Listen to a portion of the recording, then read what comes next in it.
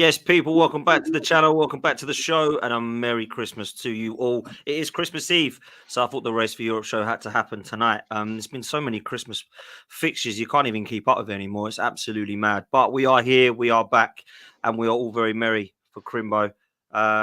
Lawless, how are you, mate? Christmas tree in the background, looking very festive. Smile on your face. Must mean that West Ham have won, mate. How are you? Yes, mate. Very festive, very festive. Halfway through the season, and some agendas are going to be coming out. I tell you, I've had a lot of shit on this show this season, but mate, I'm very happy right now. And there's a certain fan of a certain club that's not here right now, but we're hoping he joins because he's going to get it. Listen, there is no Billy tonight, unfortunately, but Rich has stepped in as ever. Rich, what are you telling me? You good? I'm very well, thank you. Merry Christmas to you boys. Merry Christmas to everyone. Yeah, man, it's been a great 2023 for Aston Villa. I can't lie. Yeah, maybe slightly disappointing result on Friday, but I mean, to be where we are is just tremendous. And yeah, we could well be in a title race for 2024. Who knows? Oh, we've got a Villa fan with chest. A Villa fan with some chest. Imagine that. Wow. Okay. Hey, we brought Rich on, and Rich actually says it how it is. Billy's too scared to say how it is. But maybe Billy was right not to say it how it is, because the other night he got put in the mud a bit. Errol, what are you saying, bro? That was a mad game yesterday. We'll get into it, but how are you, mate? Bro, I'm all good. Honestly, big up the chat. Merry Christmas to everybody. All that season's greetings and all the good stuff. I'm happy. Me and you spoke back and forth a couple of days leading up to the game itself, and we was both kind of the same opinion that if we can go away from the game without having to talk about too many refereeing decisions and the best team comes out on top, I think it would be a result for either of us. But I think I think we both knew it was more than likely to play out to be a draw, and we'll probably get into it and some of the incidences. But outside of that, all good. Happy to have a couple of days off. And yeah, I'm finally ready to be in the Christmas spirit. So hopefully the chat's all ready and it's going to be a good show. Yeah, man, absolutely it will be. Malik has said, wellness check on Dan United. Let's ask him, man. He's here. How are you? He's in the car. Are you in the car? Merry Christmas, mate. The wife sprung the family on, didn't she? And she was like, "You're not going on live." I was like, "But I said I was going on." She was like, "Well, you ain't." And I was like, "Ah." So I just said literally 5 minutes ago, "I'll nip to Tesco's. Got to get some stuff from Tesco's." So don't lie, she packed your bags for you, didn't she? Get out. Yeah, they're all in the back there. Yeah. She wants to get with a West Ham fan. Merry Christmas, all. Merry Christmas, mate. Merry Christmas, bro.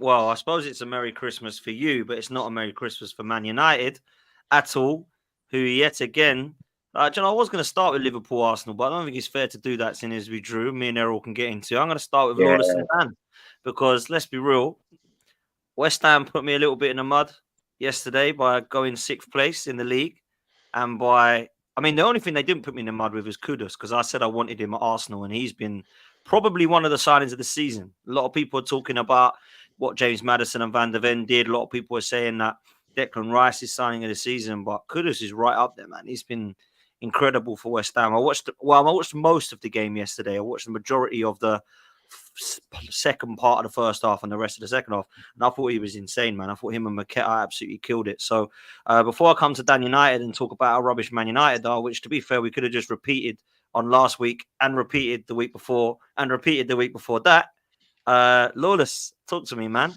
West Ham, they're on fire right now in the league. Like I said, mate, look, Errol talked about Liverpool having the best front three, the best attack in the league.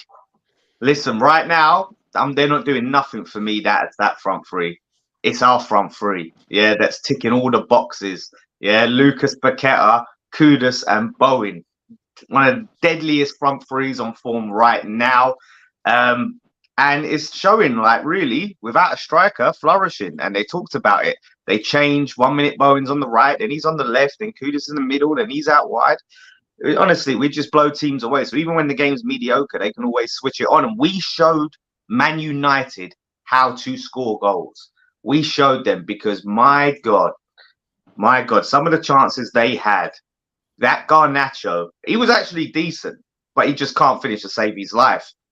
And Areola also showed Anana how to be a goalkeeper, right? Areola, one of the bargains of the summer. Remember I Are you said that? serious, Lawless? He made an absolute hash of one right down to his right that nearly slid in, mate. He wasn't world Listen, class. Let's Lawless. If we put those chances away, I don't know what to shout because there's people in Tesco's car park watching me. If we put those chances away in the first half, it's a different game, and you know it is, mate. but First you half, you were so poor, but we didn't. Of course we didn't. Of course we didn't. because But you're thin. you That's sat the here talking problem. to me about. Yeah. You're talking about how amazing. First half, you were dead. You were crap. We just couldn't finish. Can I just say something, right? Because you want to talk about that. We played like as our third game, right? In a week. We literally just went to Anfield and played at Anfield like a few days before that. You had a 4 weeks rest. That is what you look like with a 4 weeks rest, extra training. 6 days actually, mate, but joke's on you. Oh, sorry. We're going to be pedantic about it. Yeah, like, no. At the end of the day, you had more rest than us. You had all that time off, and it meant nothing. You didn't put your Lawless, chances away. the difference is, man. No, you're right. You're right. Second half, the difference between the two teams was second half. Your manager had the ability to say to your boys, show me something else. Let's switch things around a little bit. Whereas we went out thinking we could build on the first half. A chance was going to go in. After the game, he's like, we've got Scott McTominay, Bruno, Rashford, Garnacho, Anthony, Højlund, all can score. They just need to believe in themselves. That's our fourth game without scoring now. It's not good enough. It's not good enough. And I was in the middle of a horrible hangover during that game yesterday, as Potts will attest to, because I did get very leery on the chat. I was fuming, and I've spent last night getting very drunk, and then I come home and I thought, you know what, I'm going to show them all. I'm going to do some research. I'm going to rewatch some games, and let's see if they're all wrong. And I watched it, and then I watched some this morning. And the key thing is I watched his interviews, and I've lost faith. I've lost it. It's fine. It's happened. It's finally happened. Now, I will say, yesterday, I do think his hands were tied. I think he had to play. Yeah, finally. He had to play the 19-year-old boy. Eh? Time to go now, Dan. Is it time to go? Yes and no. It is, but not just him. There's got to be more than him go. These players can't do what they've been doing the last 6 years, which is just surviving manager after manager. It's the same old shitty cycle. I've said it, and I don't want to bore everybody with it, but I'll say it one more time. We'll sack him. We'll bring the new manager in. The new manager will get a tune out of them for 6 months, as they always do, because they come back and they work hard. The summer will come, and they'll down tools again. It's the same old thing. The one thing I don't want to happen, and I mean this with every bit of me, is if he goes, I don't want Sancho anywhere near back first team. He can go. His attitude's disgraceful. I don't like him. I want a manager. If they're going to bring a manager in, they've got to bring a manager in that has balls. And he had balls last season. He fought against the grain a lot last season. He questioned things, and then it was as if the Carabao Cup final come and gone, and he just switched. He just become not a sympathiser with them, but he just kind of accepted this is what we are at Manchester United. There was no fight. I'm seeing some terrifying reports this week that if he goes, the man they're bringing in is Potter. That can't happen. Graham Potter. He's got no authority. Not with exactly, Rich. Not with these players. These players will absolutely destroy him. So I think it has run its course, and I'm really, really upset to say that, because I really liked him. Brought him in. I thought he could do things. I really did. And one thing I will say, and obviously a lot of the people who watch this don't know me, haven't known me with previous managers. I'll always give those managers the time, because I think they deserve the time. I think if you do snap decisions, you're not going to go anywhere as a football club. Liverpool have had seasons where they've been in the mire. Okay, fair enough. They've had injury problems, but the one thing that's always been a constant is the fans back the manager, the players play for the manager. With Manchester United, that doesn't happen. Once it starts going wrong, the players down tools and they stop. Simple as that. And they look for everybody else to blame. Simple as that. So, yeah, okay, He's going to go in the exit door. I think we all know that's going to happen. But I want to see so many leave after him because this will keep happening. It's as simple as that. So Jim's finally had the 25% agreed today. Wasn't his biggest fan, still unsure, completely unsure. I think if you're willing to lie in bed with the Glazers, I don't think it says much for the person you are. But if he has got the football in control, and if he does come in and makes the decisions that I think need to be made, got to give him a chance to do it, because nothing can be any worse than what it is now. I mean, look, I get messages off you guys all the time saying United are in the mud, they're embarrassing, you know, they're a disgrace. It's only things that I know. I know that. Most Manchester United fans know that. This change happening now has to be done the right way, because if they just bring Sir Jim in and he brings Potter in, well, then that puts us back even further. The next appointment has to be the right one. We thought it was right with Ten Hag. It obviously wasn't. They have to do What does that look like, though, Dan? the diligence on it. Like, Mate, this is the problem. I mean, look, you look at sorry, Errol. There's no right answer for that, Potts, because with this current crop of players, we're not going to achieve anything. Errol, Klopp could go in there and he wouldn't win anything with those players. No, you know that. Pep that could for go years. in there. He wouldn't win anything. Eh? We've said that for years, mate. We've said that for years. So it's a mess.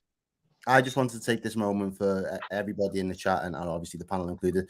I'd love to just raise a toast to the final nail in Ten Hag's coffin just before Christmas. So if everyone can join me and just raise the a glass. final nail. Do you think he sat there at his house going, "Oh bollocks, Dan Robinson's completely put me into my man. That's it, I'm gone." Well, you've said it now, mate. You've said it. You've finally done it. It hurts. No, but Errol, it hurts because, as I said, I don't want to be that fan that just goes off and says the manager's got to go. But like I said, I don't want anyone on this panel, and I don't want anybody watching this to think this is me saying the manager's got to go. It's more than that. The manager's got to go. There's players that have to go. There's people above Ten Hag, you know, the sporting director. That John Murtaugh, I think he's obviously on his way out now. They've absolutely butchered him in the press. It doesn't just stop with the manager. It's got to be a wholesale change. And if Sir Jim is the person who he thinks he is, and he said he wants to bring Manchester United back to the top, he's got to come in with chest out and just absolutely clear house. This season's gone. This season's gone now. It's done. Well, this is what I was about to ask you. Not to say that anything you've said there has been knee-jerk, because I think you have exercised a lot of patience with Ten Hag to try and at least isolate himself from the wider issues at the football club and just try and get the football and staff to perform. And at the minute, it's not actually, you know, the performances aren't bearing any fruit for you. You've just mentioned the season being gone now. Do you feel it is better to cut ties with him, say, before the January transfer window, and, you know, you then try to sort out transfers and a new manager over that period?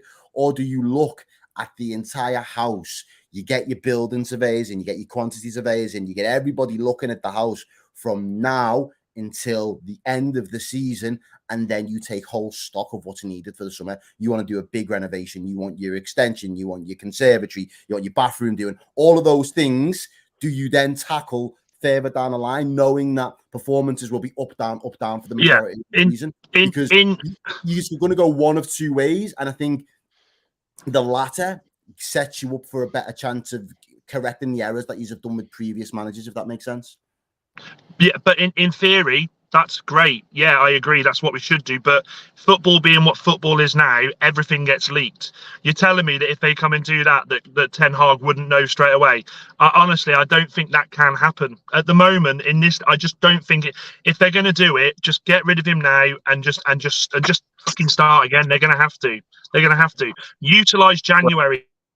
They knew, because to go to West Ham with a 19-year-old kid who's never played in the Premier League, 35-year-old Johnny Evans, who, let's all be honest, if I'm being polite, is way past his prime. You know, way past his prime.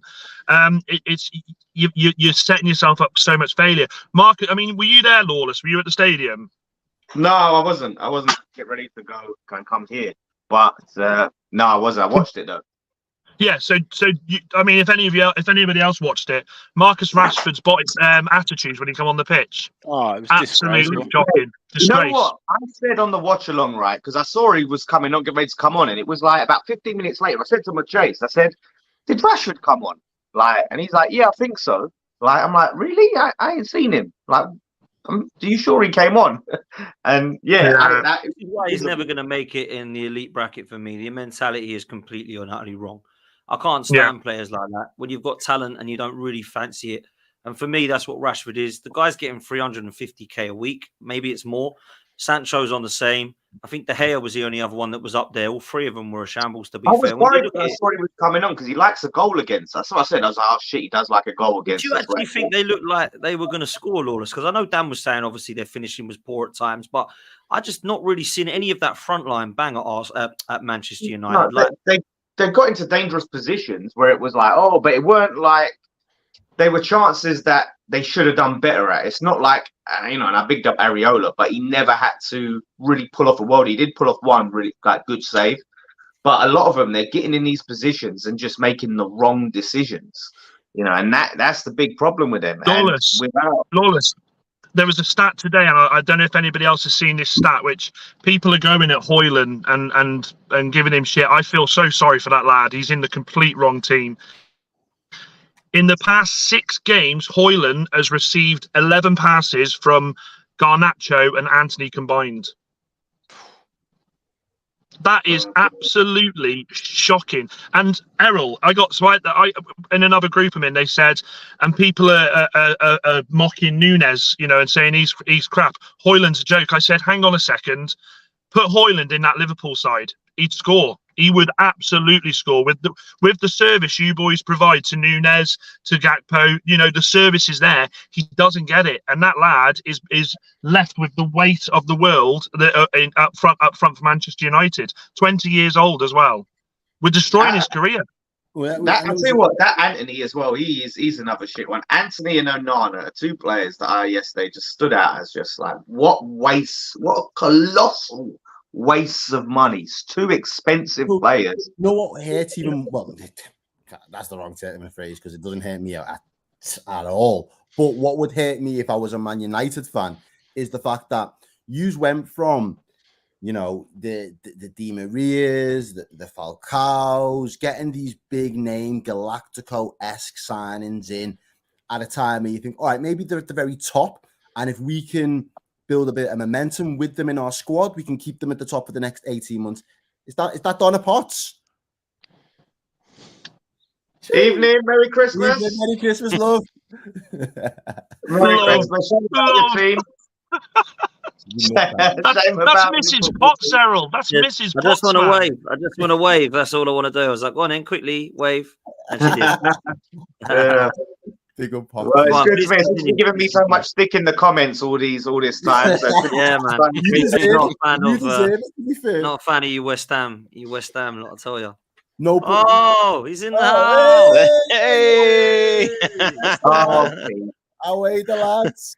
No, you might take some heat off Danny and Pete. You might take some heat off. This is a really good time to talk about, right, the Premier League table, because when I look at it, right, I was told by a certain someone that there's no chance West Ham can finish above Chelsea, Brighton, Man United, or Newcastle United. It's not happening. You're not finishing above those teams. So 10th, that's not a disgrace. 10th, that's not 10th. And for me to say 7th, when I said 7th, the reactions on this show from this panel, when I said West Ham 7th, not one of you had us, even in the top 8, I don't think. And we sit above Chelsea, Brighton, Man United, and Newcastle. Is the season done? Is the season done? Oh, now it's the season. Sorry, wasn't you going, oh, top at Christmas? Oh, I'll take that. Oh, top at Christmas. Hey? I'll take it, but it's not over. All right, yeah, and I'm taking it. But what I'm saying is, you acted like, for me to even suggest that was going to happen is crazy, right? And we couldn't. You didn't say it. Oh, I don't think you said when we broke down the teams. You went, okay. You're not finishing above Chelsea. You said we're not finishing above Man United. We're not finishing above Newcastle. Right? So We're that not was my finishing. opinion. Yeah, that was my opinion. I don't Yeah, think as if those were teams like those were just so out of our reach. It's like, no, like you're not better than those teams. No chance. And look, we're 8 points above Chelsea. And the season's not done, but we're 8 points above them.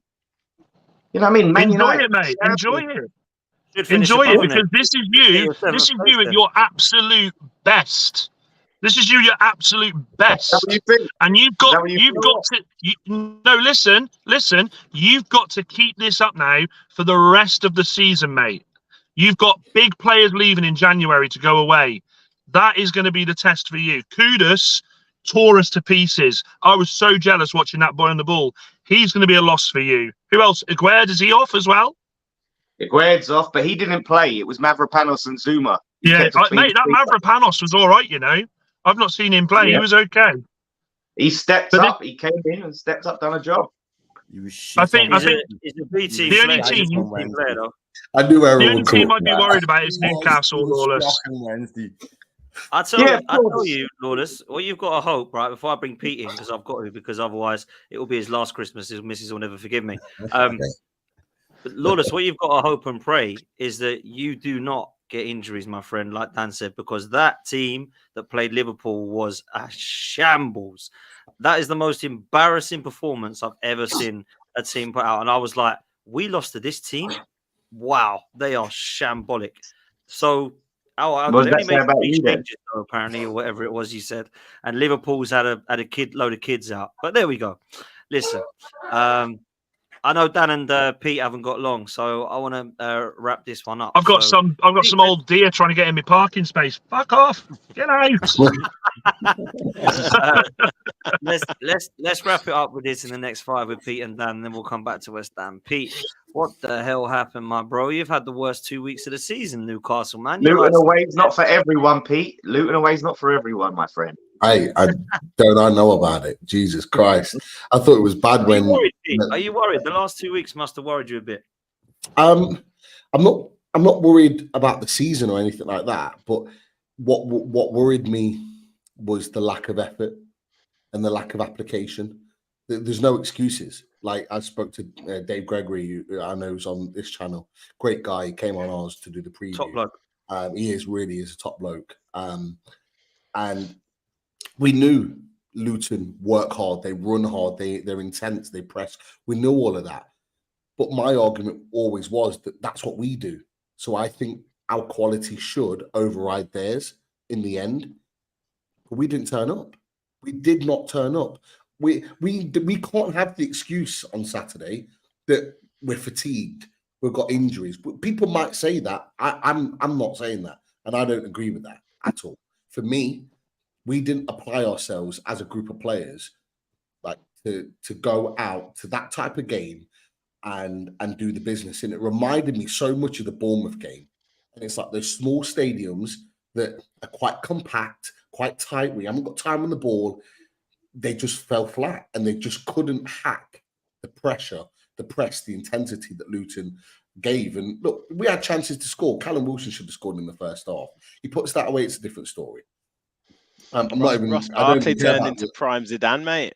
But he's been playing well for them. He's been playing well for them. I knew he was going to have a game. He's a good player. For me. Yeah. Do you think emotion helped? Do you think emotion helped at Luton as well? Because that was an emotional game for them, wasn't it? After the Lockyer incident, the game before. Maybe, Dan, but that's not an excuse. I don't care. Win in 5 that have been in the Champions League. We should be able to deal with that.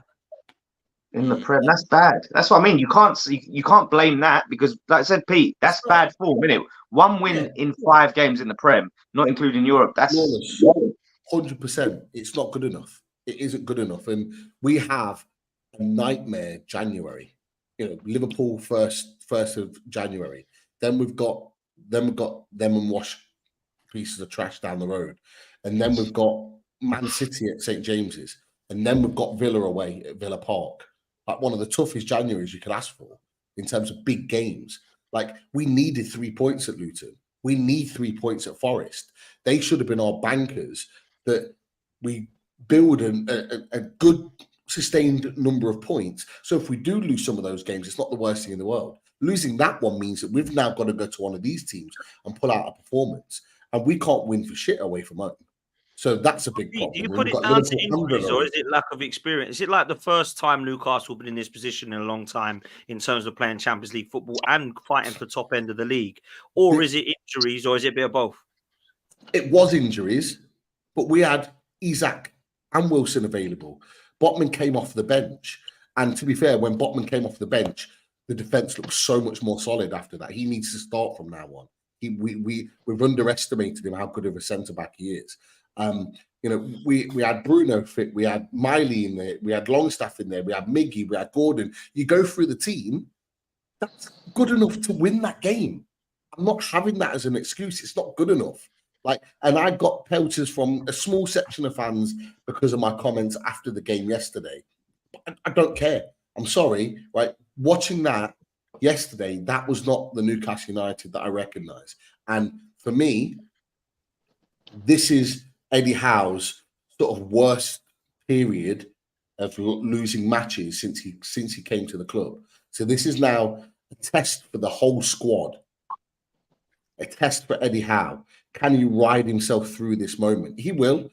I'm not even talking about him being sacked. That's not happening. It's just a load of rubbish. He's going to be in charge of Newcastle United for the long term. There's no doubt about that. But this is a test for him now, is that what can he do to change things, to make things better? The best thing he can do is get those boys ready to put out a performance and put Forest to the sword, and then we go again.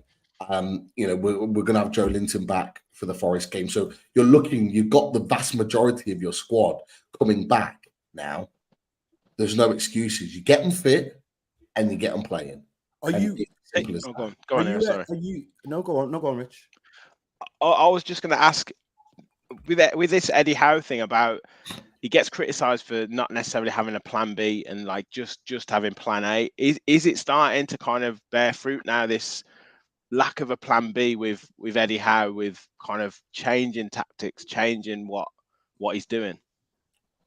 Eddie Howe's proven to play different styles of football. He has got a plan B. But it's what it is sometimes, like, for example, AC Milan, where he admitted he could have sat in and took Europa League, but he wanted to go for it because he wanted to get in the Champions League. It's maybe a little bit of stubbornness there. And that stubbornness to want to play that attacking football, to want to win the right way. And I get that. But actually, to be a really good manager, to be that top manager, you've got to know when to go for it and when to go, you know what, we'll take it and then we'll move forward. And I think that's still part of his learning curve. This is the first time that we had the conversation last week about Emery and Eddie Howe. Emery's already been at the top here. He's already been at the top and managed at the top level. This is Eddie Howe's first time at this level. He's almost learning on the job. And he's going to need that time to process, to use these experiences to ensure that these don't happen again. And look, I'm not hammering him for this at all, but it's for me, it's interesting to see how he navigates himself and the players through this, because that wasn't good enough in terms of effort and levels. And someone just put in the chat, like, I'm being harsh, Luton's a tough away fixture. It has been for a lot of teams, but as I've said to you guys before, this Newcastle United team has showed me that we are good enough to be at the top table amongst you guys and playing at the top of the league. So for me, there's now an expectation that I see that, not every week, but I see that more often than not, because we've proved it. And what we've gone now for is a real down period. This is kind of like our worst period for a long, long time. It will get better. I said to you boys, second half of the season, we will start to tear it up. I've got no doubt about it. I was going to ask you then, Pete, given how your season has started and, the back of the December that you're having at the minute, would you now say you're ahead of where you expected to be, or are you back in line where you thought Newcastle would be under this new ownership, under this new manager at this point in time? We're ahead, mate. We're ahead. We were ahead the moment we got Champions League football. We're ahead. I honestly, we've had Champions League football. We've experienced it, so we are definitely ahead of the curve. I think, look, let's navigate That's like ourselves through giving this credit in the season. bank. Then does that still? 100%. Yeah, I was going to say, like, if you've got 100%. Europa League this season, is that still like okay, Pete? Yeah, but if we, I was, you boys know, I was happy to get Europa League. I was happy to. No, if you finish get it this season, No, no. but if you get it this Oh, season, No, whoa. Let's talk Conference League. Let's not talk Europa League. Let's talk Conference League, because that's what I would know. If you get Well, Conference League. as I said to you boys, back-to-back European seasons, whatever that looks like. I've said to you boys, if we get back-to-back European seasons, that is an improvement because we've sustained Europe. Of course, we want to play Champions League. That would be the aim for Eddie Howe. He's already said it. He already I said think it. you'll be disappointed if Newcastle don't get top 5, and that will be Champions League. I will be. Only if I they would be. But I wouldn't be angry. I wouldn't be frustrated. There won't be calls for his head if we don't get that. But Eddie Howe wants it. The players want it. We want it. We want Champions League football again. We've had a taste. We want more. But the reality is that the more we have of these type of performances, and the more you get, like this was an opportunity to claw back points from Villa after Friday, and we didn't do it. So the more that we keep putting in performances like that, Villa are not going to play like that every week. They're going to turn up and be back on song again. And the longer we go on there, the longer and the harder it is to claw those points back over a period of time. And so at some point, we may have to concede that we're not going to get it. But at this point right now, I'm not conceding anything because there's still a lot of football left to be played. I wish I had that optimism. Hey, I didn't say you may well do. You've got your ownership now. You're 25%, and you're getting your sporting director. Apparently, Paul Mitchell's apparently coming in. Did you hear, Pete? Did you hear the laugh? I had to laugh when they were like, they're in for Dan Ashworth. I was like, oh my god, my god. That's genuine though. That's genuine, Dan. Paul Mitchell, and the reason being is one of the guys.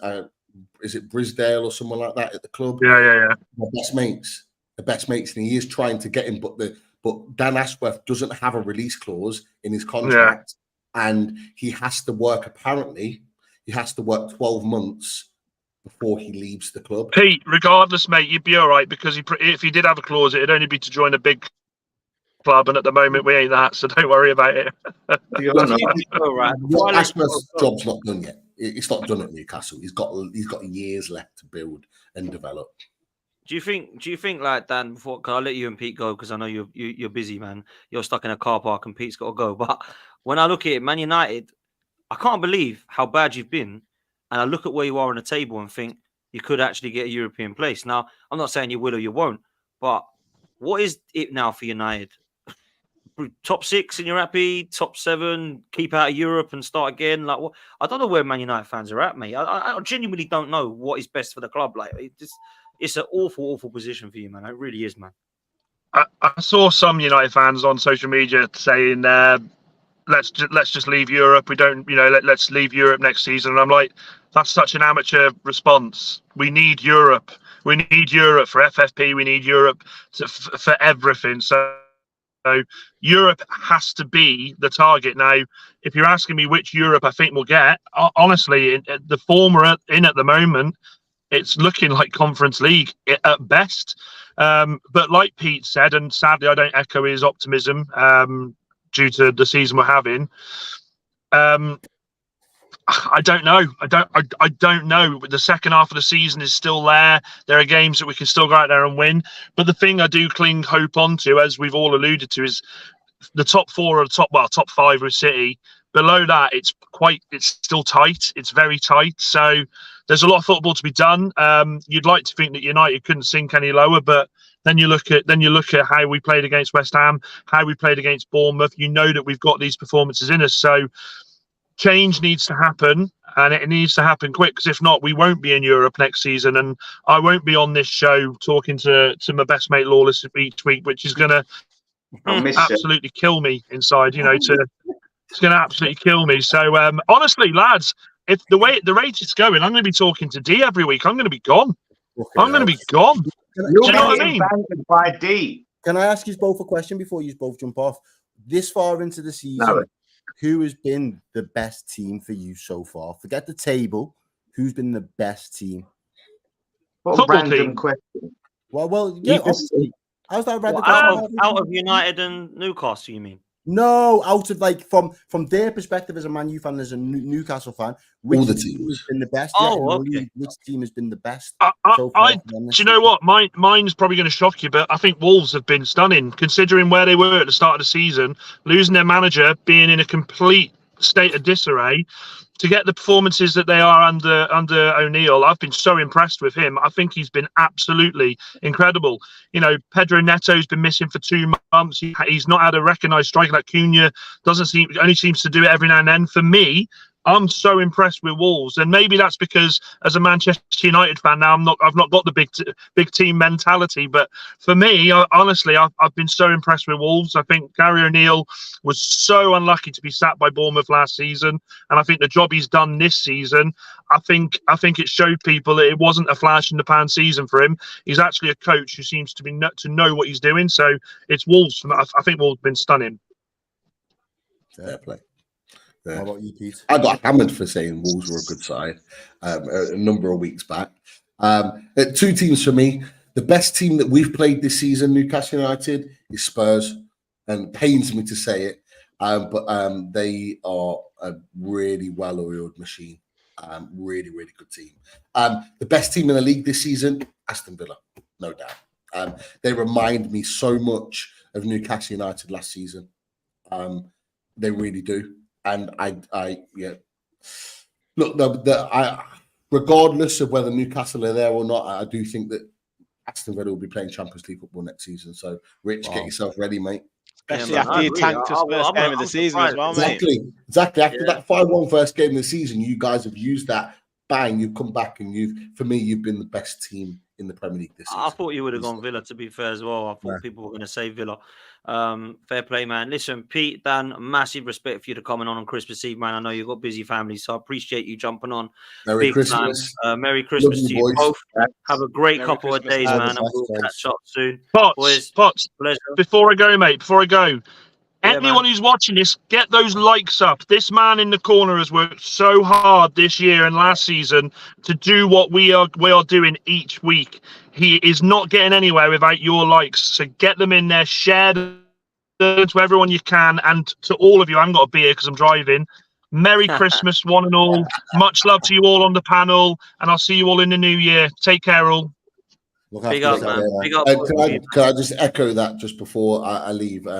I don't think the wife would have let me come on to any channel other than Loaded if it wasn't for Potts, because Potts has done so much for me personally, but for us as a group. And mad respect to you, bro.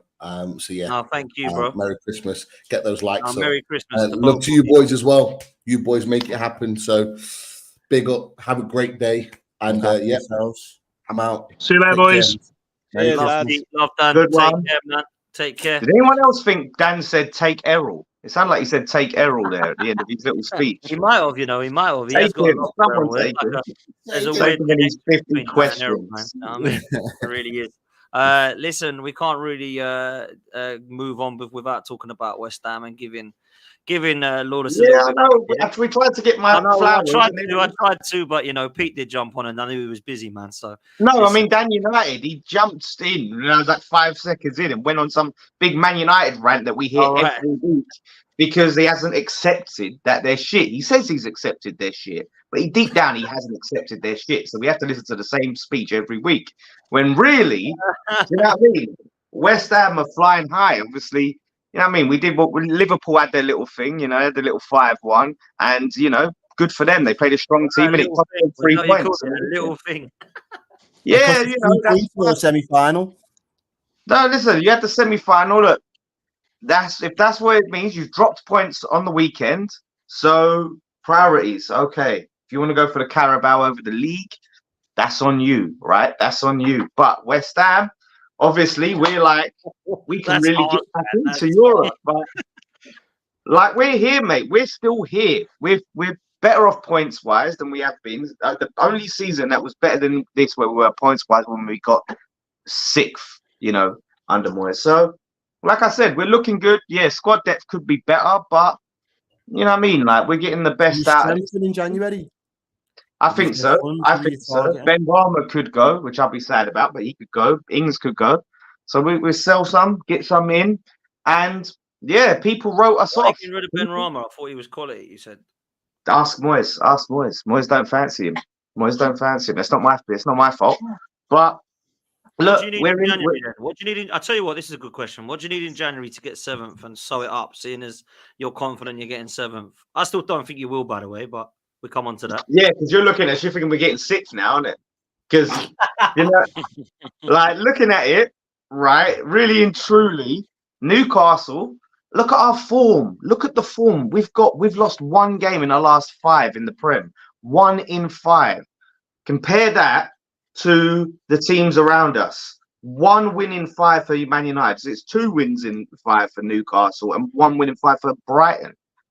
These teams just aren't doing it like we are. They're not on the good form. So yeah, look, if we go and sign, I'd say a really good left winger cover that fits us as more direct, spacey, and we need some left back cover. But at the end of the day, we've got a fit front three. This ain't a injury-prone front three. This ain't like an Antonio situation. We've got a fit front three, so they're going to do things. What happens when Man City buy Paqueta in January?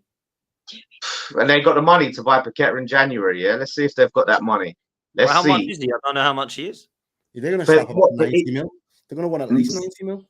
In January, nah, mate. We need January tax, double that, and we're talking January tax. You know what I mean? You gave Billy stick about Douglas Luiz. You know why? You Yeah. can't be saying Paqueta 180 million. Preach it, Rich. No, basically, because what we're doing, right, is if we sell Paqueta to them in January, we're Is it Wheeler basically Dealers? we're forfeiting Europa League and we're forfeiting European qualification. So how much is that worth to us? How much does it mean for us to give up Europe, basically, and any hope of a trophy this season? Does he want to stay at West Ham?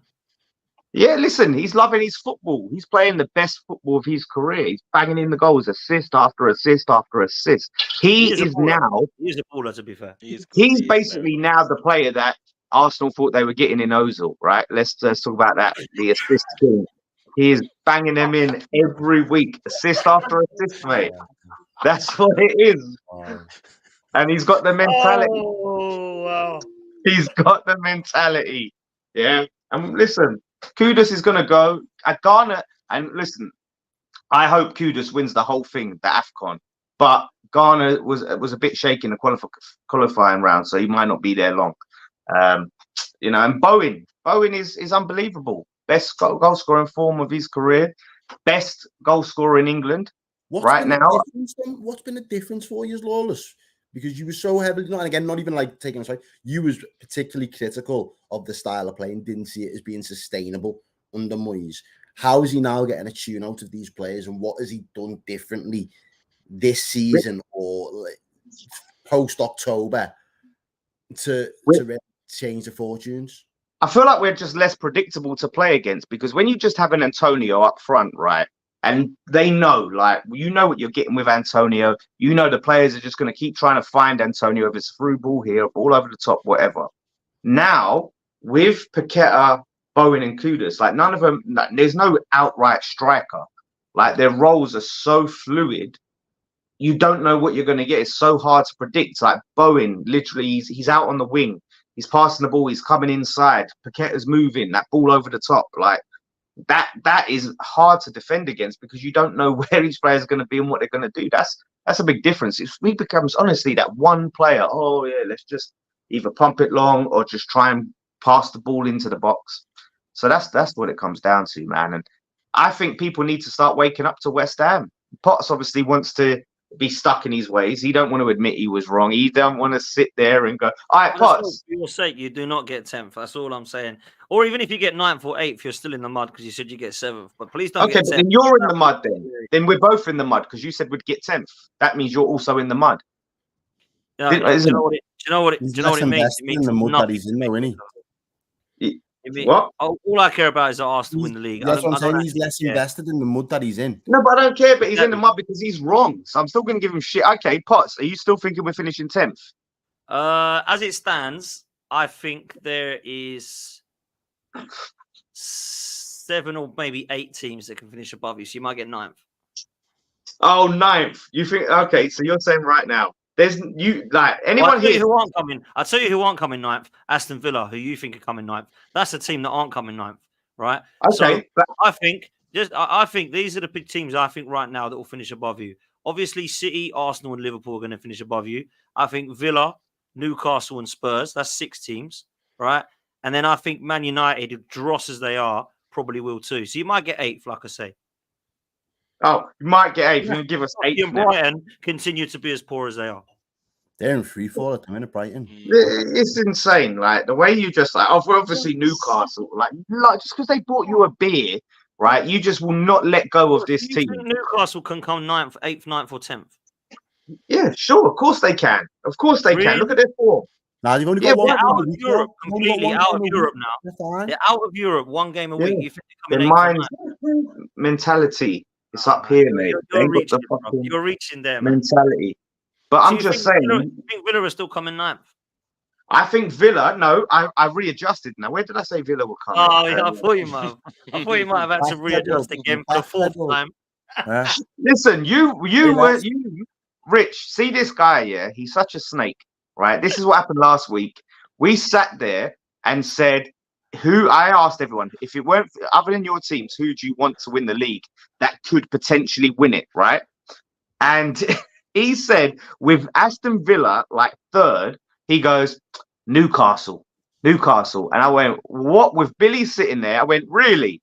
After teams like he went, well, you said realistic, right? And I'm like, okay, so you've been giving all this smoke up Villa. Listen, if Unai Emery All the wins pundits we're are in saying the the same league, thing. bro. To be fair, every pundit is saying the same thing. They're just Listen, waiting I for don't think Villa Villa, to drop. Rich, just for you, I don't think Villa or Newcastle win a title race. Yeah, I don't think anyone is, right? We've got to look towards February, March time. Okay, so you're not in the title race. You're not in it. I don't You're think not there's in it. title race talk yet, right? I think we will be, and I think Liverpool will be, and I think Man City will be, but that's But it. Villa won't be. No, I don't think they will be, but they're unbelievable at the moment. If Unai Emery wins the league, Arsenal fans are in the mud. So, of course, I don't want him to win it, right? As much as I No, like him. you love it, Potts, because you love it, because you get to say, I told you so. You get to say, Arteta, we should have kept Emery. We should have, this is what happened. It's Arteta. See? No, I didn't want to keep Emery. I didn't want to keep Emery. I use Emery out. Now, all right, hold that. You're in the mud for that then. Should have kept him.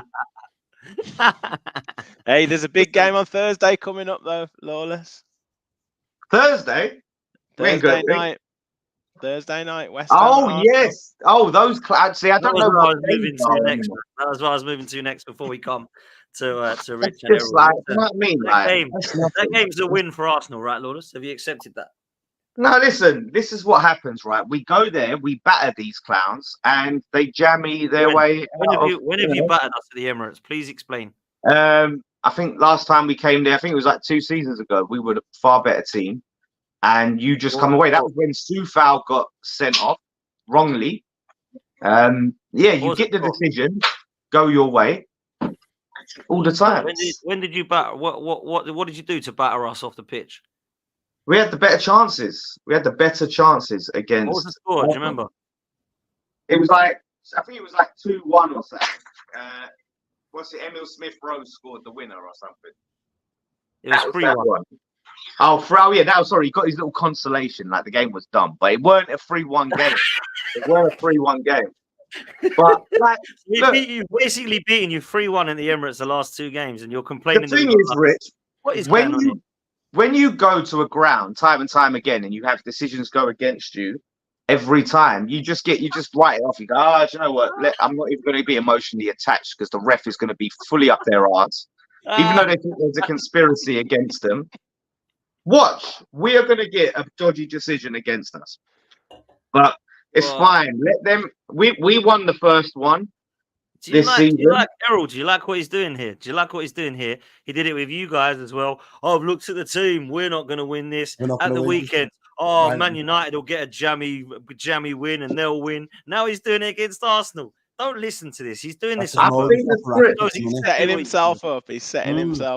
I've seen this. You know what it is, Rich? It's because he gets clipped so frequently on this show that he's now having to safeguard some of the hot takes that he does and add these extra caveats just to make sure that the clip itself covers his skin.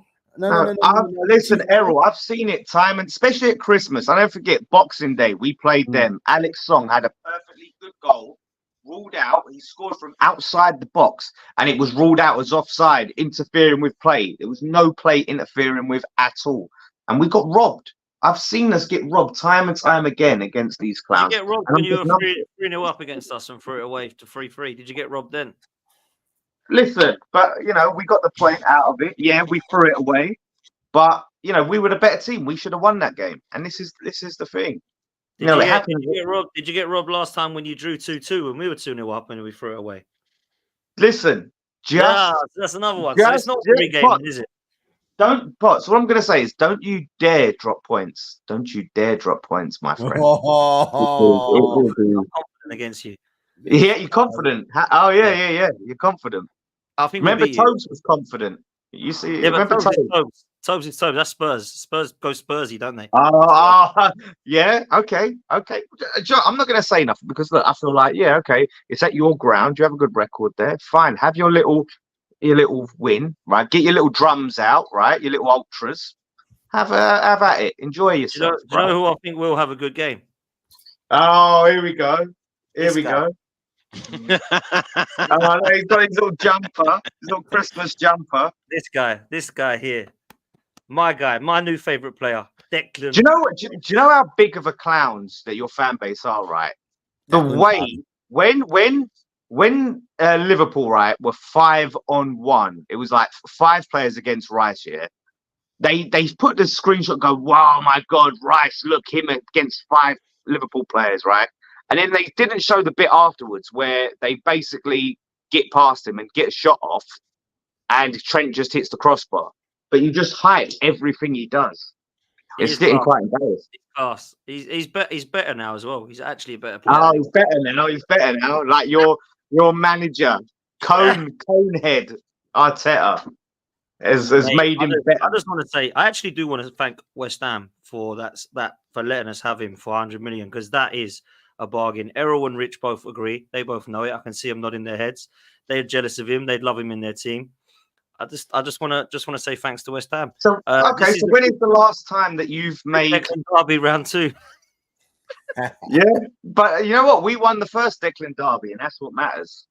That's what matters. It doesn't matter though, because you're out of the cup that you won us against the Sins. That didn't mean anything. You're out. Fine, we don't need to win that. We just don't want you winning any trophies. We've got our eye on European. You don't know about European trophies, mate. We've got our eye on that. Bigger fish to fry. I'll tell you what, you better hope you win that Europa League this year, mate, because the way you go on about you now being European heritage, you better do well in that Europa League. We've already got a European. We don't have to win them every season. Is that what you're saying? We have to win a European trophy. A competition that nobody watches, my friend. Go onto the big stage and have one where there's actually a crowd there, not 5,000 people. You mean the ones that you don't win? You mean those ones? You mean the ones that we can't talk about it, but I don't big my team up in Europe like you do. I've never known anyone in my life big up the team that does nothing in the competition. That actually don't disrespect Rich's competition. Why are you disrespecting the competition Rich is in right now? Why are you disrespecting that? You know what? I can't wait for us to win this. I can't wait. To be fair, Flawless, you've given it, Billy, all year about this. 100 Rich, preach it. He's giving it a lot. He's carrying on. Yeah, we just keep winning in this tournament. We'll keep Rich, you will win it. You will win it. I actually cannot wait to see Lawless' face. Clip this, Sam. Clip this. You're going to be in the mud for so many other teams if they don't. Let's see who's in the mud. Come in. That would be beautiful. You got lucky last year, but you are going in the mud for so much that you've said this year, just because of what happened last year. Do you know what? Yeah, then if Arsenal don't win the league, if Villa miss out on top 4 and don't win the Conference League, if Newcastle don't get top 6, you are fully in the mud. Like, you're finished. Like, you realize, like, that is a not if Arsenal don't win the league with this. Did you hear this, guys? Not if Arsenal don't win anything. It's nothing to do with Arsenal. It's all about what I said about Villa, what I said about Newcastle, what I said about Brighton. The jealousy is unreal. He wants me to come out here and go, oh God, West Ham could get Champions League, you know. I'm so impressed by him. I think David Moyes could go up for Manager of the Century. I think Europa League is West Ham's. What is it, this guy, man? You just don't give us any credit. You don't give us credit. To be fair, Lawless, you were slagging off David Moyes a good couple of weeks ago. You Bro. wanted him out. Not for the first time, you don't Rich, know as the well. I'll tell art. you this. Literally. You know the thing is with me, I'm not like I'm not like Errol, where I've got pom poms for a manager out and all of that stuff. I give credit and criticism in equal measure where it's due, right? And that's how I'm balanced. I'm even, and when he deserved it, and when he deserves the credit, he deserves the credit, and I'll never be anything different. No agendas here. I'm an agendaless. No, it's hard for me as well because Lawless and I are quite similar on the manager thing because I've been liking Duarte before, right? But Lawless is like, wow, it's extreme. 1 minute he's a profile photo, the next minute he's counting for him. Do you know what I'm saying? It's like proper out there. But anyway, we need to move from West Ham. We need to move from West Ham. Before me and Errol end the show, I want to come to Rich because that was a disappointment, bro. I could not believe what I was seeing. Like I thought it would be about 3-0, 4-0. I thought Sheffield United have been so bad. I know they've got Chris Wilder now, but Newcastle, I think they held 8 against. They hold 5 against us. Villa were, I mean, disappointing to say the least. I mean, the first goal that went in obviously was called off. Then they got an equaliser, Zaniolo, or whatever, if I've said his name right. But I was disappointed with Villa, man. And I think that proved to me when the pressure is proper on, like we can go top at Christmas, just win. The perfect result could happen, which it did with Arsenal, Liverpool. We could be top, and you blew it, man. That's not good, bruv. That's not good. No, I mean, to come back in 97th minute, you can say shows a bit of character. You don't lose the game. That's a positive. Like 15 home wins in a row, and then you lose that record against the team that's bottom of the league. That's not good. That is not good. But yeah, it's been slightly concerning me that the last few weeks, yes, we've picked up some decent results, but we've had to really go to the wall to get them. Like we've, gone behind against Brentford, got a late winner, gone behind against Bournemouth, got a late equaliser, really kind of tough game against Arsenal, won 1-0. We haven't really had a comfortable win for a long time. And it is slightly concerning that we're having to really work really, really hard to get victories. And we need to fix it pretty soon because yes, that pressure is going to keep continuing to build and build and build. So we are missing a couple of players like Kamara getting that silly red card. He's a big miss when he's not playing. Pau Torres, slight injury, big miss when he's not playing as well. He's been massive for us. But yeah, United away on Boxing Day. We need to get a good result there, and then Burnley at home. They won't play the same as Sheffield United will. I think your chest isn't out for Man United. Your chest is out for Champions League, but it's not out for Man United. Come on, Rich. Come on. I'm confident going up against United, particularly how they played against you guys and the way they're playing at the moment. And then Burnley, Company won't set up the same as Sheffield United did. So I think we'll get back onto it. But yeah, I want to see us go back to that kind of, that free flowing attacking football that we've had previously. I want us to get back to that pretty quickly. I do think those 2 big games against City and Arsenal, like brilliant wins, but they do take a bit out of you. They definitely do, and we've got to kind of get back to how we were before. Can I just let you know something, Rich? As a European Conference champion, I want to let you know something you might not be aware of. But you're going to be playing a lot better teams than Sheffield United in this competition, my friend. A lot better teams. Don't let what Potts disrespects this cup. Don't let him tell you otherwise, mate. You're playing a lot tougher games. Yeah, Rich, if you can't beat Sheffield United, how are you supposed to beat Larnaca, mate? How are you going to beat Larnaca? And I don't know. Honestly, I don't know. Man. I'll have to bow to Lawless's superior knowledge and experience in European, how to balance Europe and the Premier League. I don't quite know how we'll do it yet, but I'm sure we'll get there. You're going to win it, bro.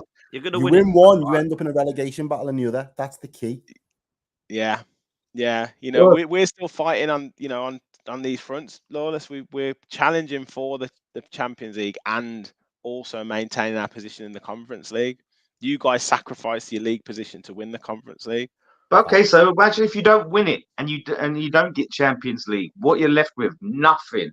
Nothing. Lawless, why don't you though, Lawless? Why don't you, as a English patriot, want Villa to win this so that the coefficient is up there, so that West Ham might sneak in and be safe in European. Imagine if West Ham do the unthinkable and come 5th, and you could have Champions League, but because Villa weren't able to get the Conference League, now it's only 4 places. Can you Listen, imagine? let me tell you something.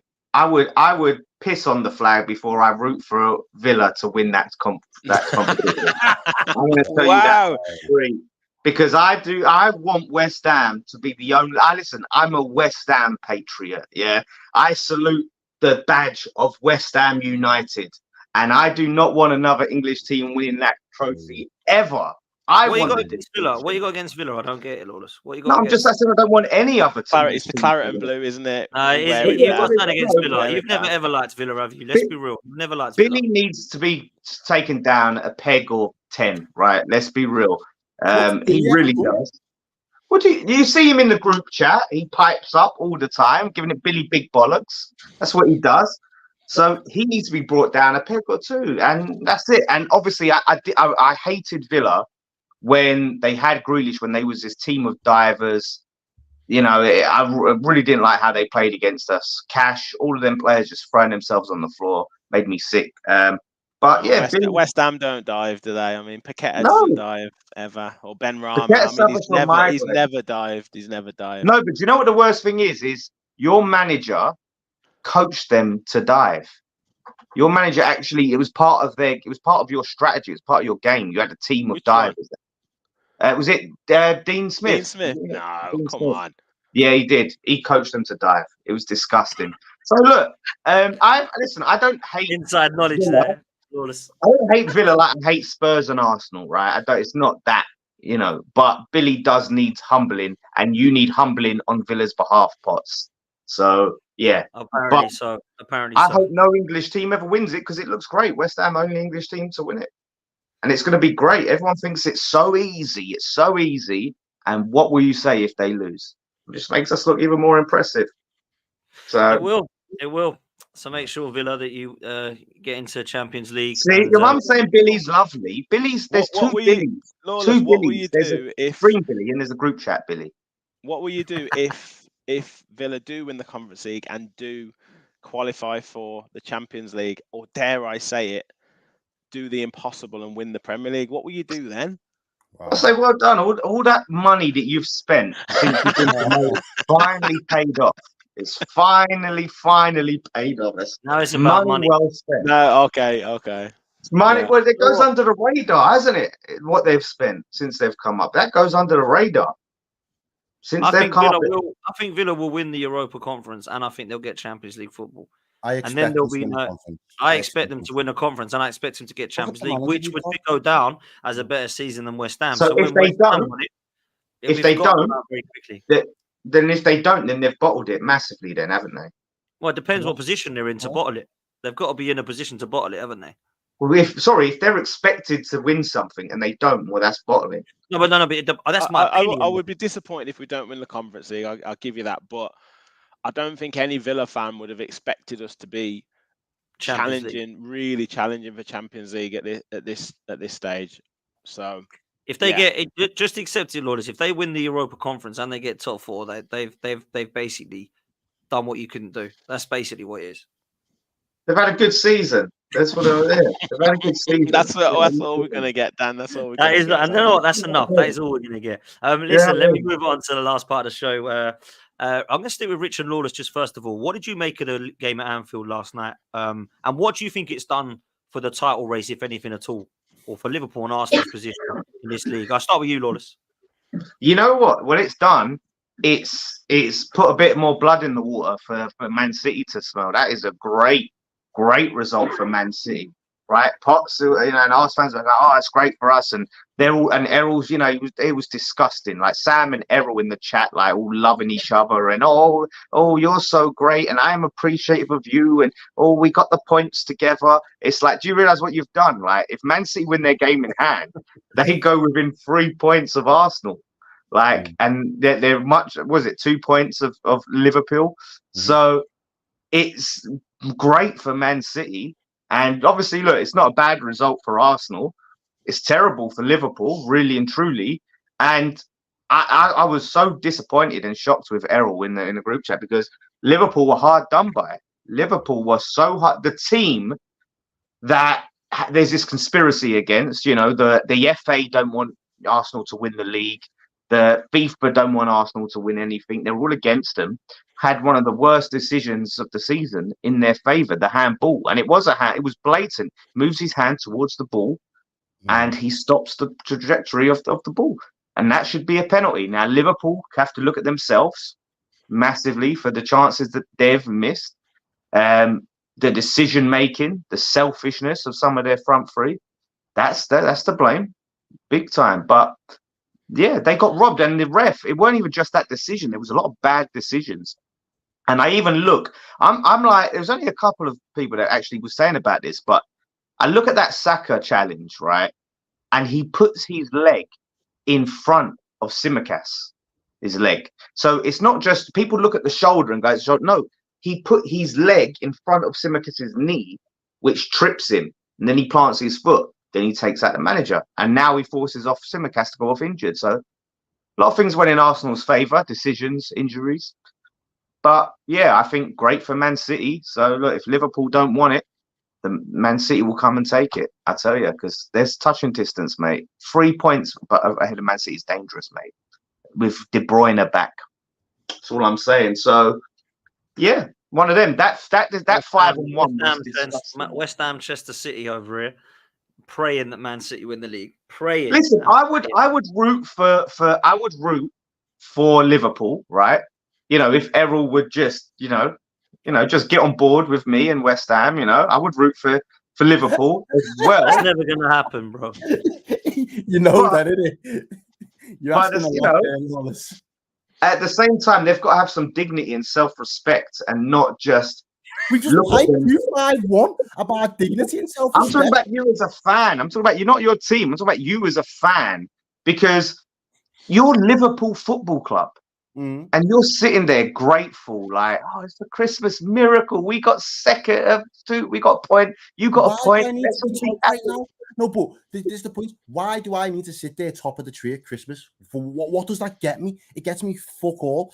And I've said it, as long as we you can make a shirt like Cecil did if you want. I mean, you can do that, and you can sell them if you want to sell online. Make it a Christmas jumper, Potts, and you'll be wearing it. Mate, I ain't wearing one of them ones. I just don't see. Don't get me wrong. Yeah, it looks great, and you make some articles about it, and people talk about you being in the driving seat for the title. But all said and done, we knew that City, and I think Potts will agree, is still the team to beat. So it was about creating as much distance between us and City, us and Arsenal as we possibly can. If we're all in and around each other, it means it's going to be a close shootout. There's no guarantee that City are going to walk away with it. There's no guarantee that Arsenal are going to walk away with it. And there's definitely no guarantee that Liverpool are going to walk away from it. The reason I'm not, and maybe it was because in my mind yesterday, I already went into the game expecting a draw. So the game can play out how the game plays out. You can have bad calls. You can have individual moments of brilliance. You can have sloppy moments where you can see silly, like really soft goals. But if you expect a draw and then the 90-minute whistle blows and it's a draw, I can't feel like I've been hard done to or not got anything I didn't already expect. The game panned out the way that I expected. The result went the way I expected it to go. So I knew a draw wasn't going to be enough to take us above Arsenal yesterday, but I was fine with that. I was fine with that going into the game. Did I want a draw? No. I wanted us to win the game. Was the chances for Liverpool to win yesterday? Absolutely, but we didn't put them to the sword and we didn't put our chances to bed. So I think after the Trent incident where you've just mentioned the 5-on-1, and Trent hits the crossbar, I think Arsenal, that's the first time you see Arsenal look around and go, right, let's kind of shut up shop here and let's try and get on the ball again and let's not leave Anfield with a loss. And I think Arsenal got to the point where they were like, let's play for the draw. Let's leave with a draw. And that was fine. As soon as I seen that, I knew, right, this is going to peter out as a draw and I can live with it, because the reason I'm so... Again, the reason I'm not so hard done or felt hard done by it about the draws at the moment is purely because in other seasons, I always say the draws are what kills you. If you're in a 2-horse title race, the draws are what's going to kill you over the other team. If the other team have got less draws than you, there's a good chance that they're going to pip you to the league title. It's happened every other time that Liverpool have been in, quote unquote, a title race. We've had more draws than the other team and we've lost. The the only solace or takeaway that I've got at this point in the season is City have had a whole bag of draws that I didn't expect them to get so early into the season. And that's what's keeping the dream of actually ending up in a title race come February and March alive. Because if we just keep bettering what City are doing, when it comes to that 10-game running, we've proven we can do it. City have definitely proven they can do it. And this Arsenal side now, I'd say, are proving they are capable of getting that 10-game back-to-back wins under the belt. So it will go down as one of the best finishes to a Premier League if all three teams can keep within touching distance of each other. Make no mistake about it. If that penalty decision was the other way around, though, Errol, would we hear the end of it? We played Arsenal later on in the running. This time we played them in, I think it's February. So that will be massive as well, because that's quite an early 6-pointer when you're looking at that final stretch. Go on, Lola. Sorry. I was going to say, and Rich, I can ask you this. What you think, Rich? Because do you think if that penalty decision was the other way around and Liverpool had handballed it was a penny. I yeah, thought it was a but do you think, do you think we'd hear the end of it? Because they would be screaming bloody murder, conspiracy, corruption, down with them all. Well, they would, because it's amazing how Arteta didn't see anything on that, but he's claiming, conspiracies, and he can't talk about it because he'll get in so much trouble when it's the Villa handball and everything else that came with it. So it's just, this is what managers do, don't they? They'll never see anything when it's their own team, but they'll always see it when it's the opposition. And some, Klopp does it, Arteta does it, Guardiola does it.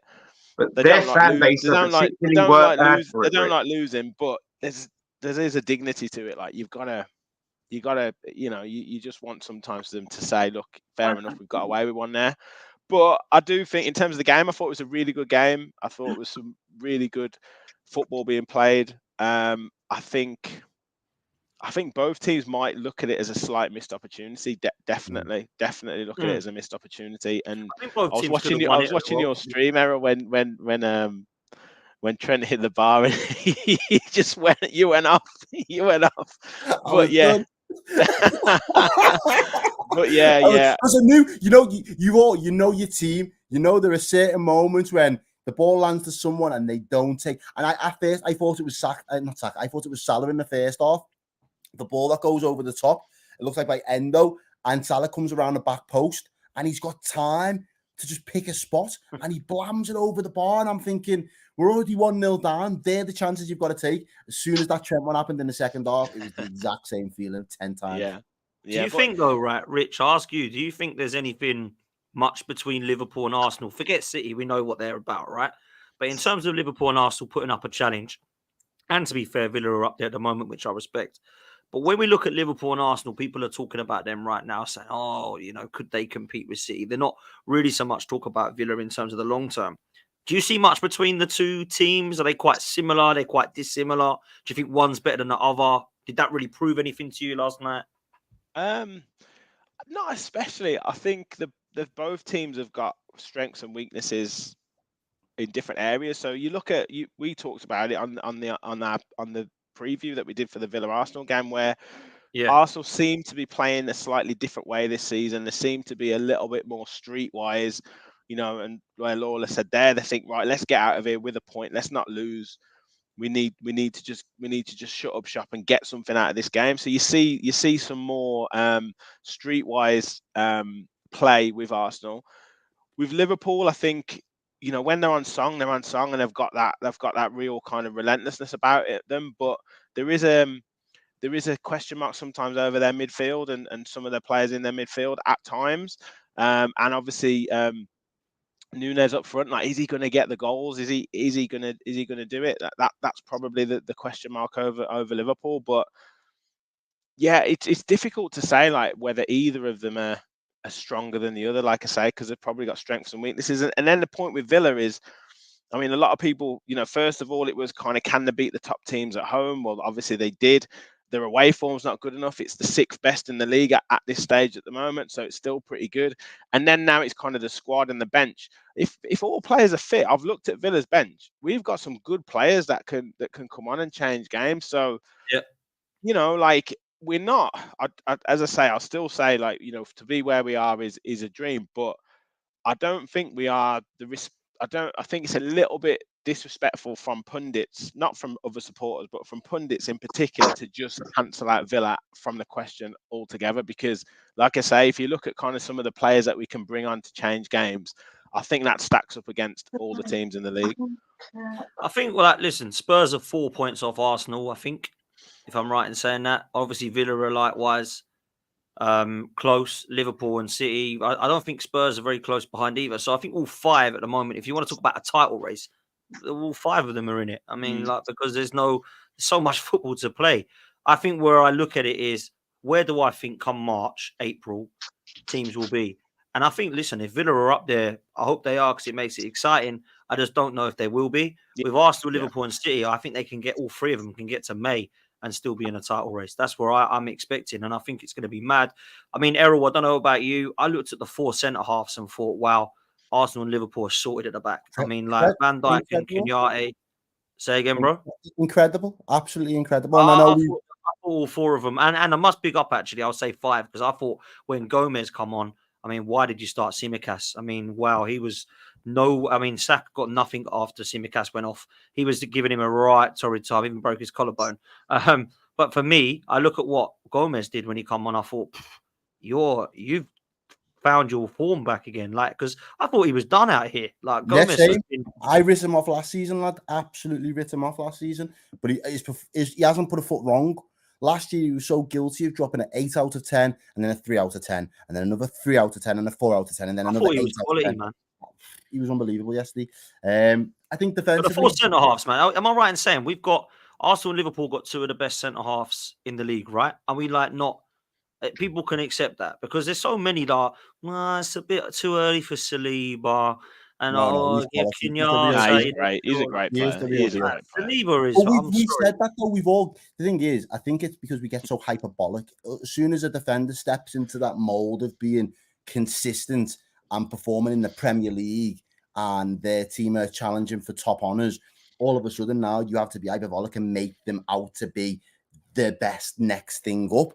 And I don't think for 1 minute that Saliba won't be that consistent for years to come. I think he's got that ceiling in his game. It's become like, so we have to force it. It's almost like it's a given that now he has to be forced into these conversations. Why can't we just enjoy the fact that he is playing some of the best football of his young fledgling career? And there's still levels to go. Pardon? No, I was just saying, why? That's a good question for Potts. Why? Why has he got to be the best? Why has he got to be best in the world? I'm not saying he's got to be the best. My opinion is that right now, I don't know a centre half in the world right now that is impressing me like this guy. And these questions are crazy. I mean, fair play. His name is I Love Liverpool. We do Virgil and Ibu, who I guess means is Kenyatte. Yeah. Saliba overhyped. How is he overhyped? I don't get it. He's a Liverpool fan. He would know. Watch the good players. They know. It goes back to being hyperbolic, because the hype is real with Saliba and justified. I think from a Liverpool's perspective, where fans get a little bit of their nose bent out of joint, is the forcing of you have to be alongside, or now you've had to have eclipsed Virgil van Dijk, who we've all deemed to be the best ever, when we was all prepared to give, and that's a universal, all football fans were prepared. For the first time, it was weird. Everybody, when it comes to Liverpool strikers, that we've had great strikers, everybody's always wanted to force their other strikers in the conversation, because Liverpool had a good striker. Yeah, but we had a Rooney, or we had a Van Persie, or Liverpool have got a great midfielder. Yeah, but we've got a Fabregas and we've got a Lampard, and you can never just let Liverpool have the best in class. But Virgil van Dijk, for the first time, stepped into this Liverpool Football Club, was not only the best in class, but every football fans universally around the world. I think you have had the best for a while. I think you have had Gerrard, Salah, Mane's. I think you had probably 2-3 years ago. I would go as far to say that there was probably 6 players in a world 11. But Potts, even right. So Salah, Eden Hazard, Trent, Reece James, Robertson, Zinchenko's, fucking Cancelo's. Every time we say our guy's the best and stick our chest out, someone always has the opposing view that their guy or the other guy. The only one that was undisputed number one was Virgil van Dijk. Even Alisson for a time. Ederson. And it was like, but Virg was that guy. So for Virg to get to that level and be at the height that he was, the fact that now everybody's so quick to try and shoehorn Saliba in the same sentence and in the same breath, it just speaks to that again. And I think that's where Liverpool fans think you're being a little bit disingenuous, because there are still levels to the game and there are still achievements that need to be won before we can rightfully give. The difference is, Errol, there's two questions. Is Saliba better than Van Dijk? Or right now, is Saliba better than Van Dijk? That's the question. It's not, do you think Van Dijk will be remembered as a better centre-half than think Saliba will be remembered better than Van Dijk? No, because he hasn't won anything yet. Yeah. But the question isn't, is he going to be remembered better? The question is, right now, who would you have in your back line? Now, Liverpool fans will say Van Dijk, Arsenal fans will say Saliba, and that's the way it is. But I thought we saw reasons as to why that debate is happening. Neither of those players let them down. Neither of those players can walk off now and go, yeah, he looked better than me. I think all four of them walk off now going, yeah, man, we're all right at the back. I felt quite sly on Gabriel yesterday, to be honest with you, mate. The fact that Saliba walks away with man of the match and Gabriel was quality, man. Let's get you a goal, and was unbelievable. I thought he was. I thought out of the four, if I'm being painstakingly honest, I thought Gabriel was the best. And again, that's because the one area of Virgil van Dijk where I am critical is offensive. He can score when he does score a goal. It always seems to be a very good goal, albeit, but it's just the volume of the goals that he scores when he's in the opposition's box. Right, 11 goals now. 11 goals for Gabriel. As a centre-half, no one's got more. So I've seen Martin Skrtel score 7 goals in one season, and he was a shit defender. But he scored 7 brilliant goals in the opposition box in one season. And I'm like, where's Virg going to get up to 5, 6 in a season? Because those extra goals will matter massively for us over the course of a season. And there was chances yesterday. Again, our corner taking's not been great. So I think Rich's point where it was a bit of a missed opportunity is right. And I think the big thing is, we've said bring City down to our level. And I think we've done a good job of doing that so far this season. And not only the point that we've taken off City, you beating them, us getting a draw, other teams beating them as well. That has helped bring City's average down this year. But the fact that we can't now define who's the better level between us and Arsenal, I think that might become our undoing in the long run. And I think that's where we might look at the end of the season and think, all right, we dragged City down, but we didn't elevate ourselves above Liverpool, or we didn't vice versa. Arsenal didn't elevate themselves. It could be that, but you know what's mad, right? Is we spoke about Arsenal being defensively resolute with Rice, Saliba, and Gabriel. Actually, I would say that the opposite was our Liverpool score goals. They'll be fine going forward. It's what they can do at the back. I'm not so sure about that now. I look at what Liverpool can do defensively, and the whole of this year, I don't think they've been bad. I think Arsenal and Liverpool got the same defensive record at the moment, right?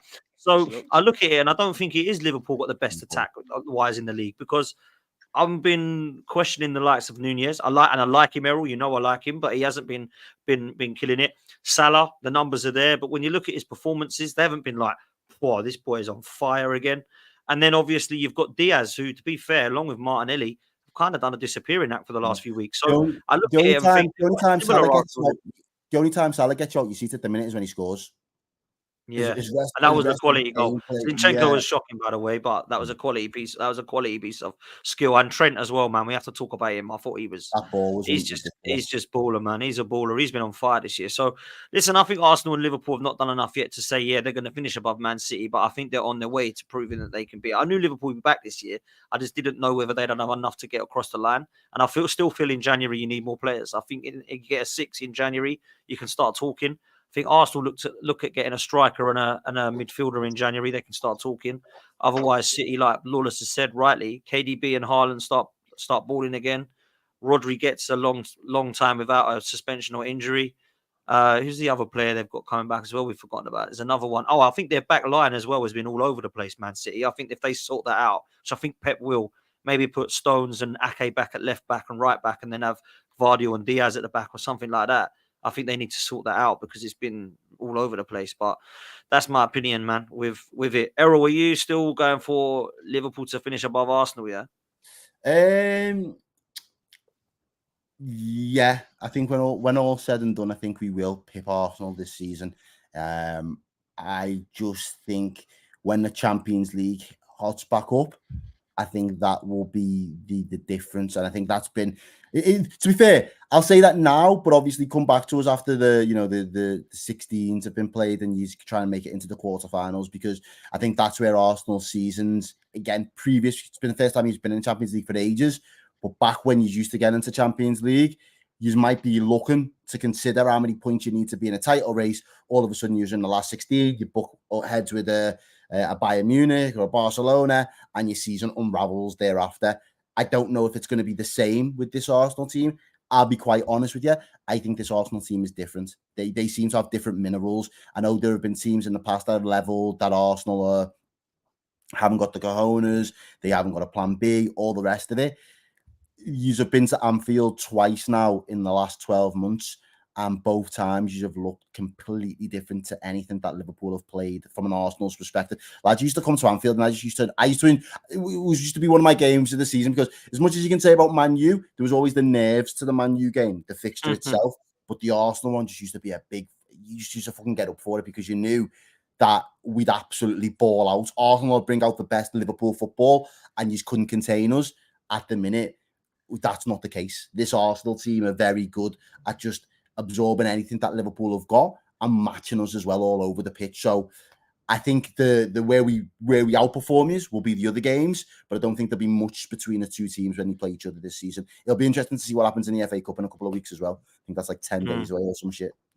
Yeah, man, that's going to be mad at the Emirates as well, to be fair. Listen, we're going to leave it there. Big up everybody in the chat. Big up all of you for being here on Christmas Merry Eve. Christmas. And more importantly, Merry Christmas to every single one of you. Lawless, thank you so much for the year of 2023, my friend.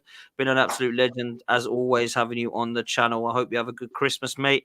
You're down locally to me, is that right? Yes, I am. I'm down the road to you in Colchester for the Christmas. Nice. So may I We'll meet catch up up, for man. a beer at some point? We will do, my friend. 100%, man. But big up to you for always being available. Much appreciated on the channel. Rich, I must say, Merry Christmas and thank you so much for coming on, my friend, to cover for Billy. Always a pleasure having you on, my friend. Not a problem, mate. And Merry Christmas to you, boys. Thanks for having me on, Dan. Nah, big up, man. Anytime you can come on, you know you're welcome. Errol, likewise, my friend, on his even yesterday. Respectful as ever. And Merry Christmas to you, bro. And thank you for all you've done all this year, man. Love, bro. Thank you for having me on. Thank you for being a part of the panel. Boys, I hope you all have a lovely Christmas. Everybody in the chat, big up yourselves. Merry Christmas. Remember, it isn't the easiest time of year for everybody over Christmas. So if you've got loved ones, if you've got people you've not reached out to in a while, reach out, spread some love, spread some Christmas cheer. And I hope everybody has a safe and Merry Christmas. Absolutely, man. Listen, big up to Pete and to Dan.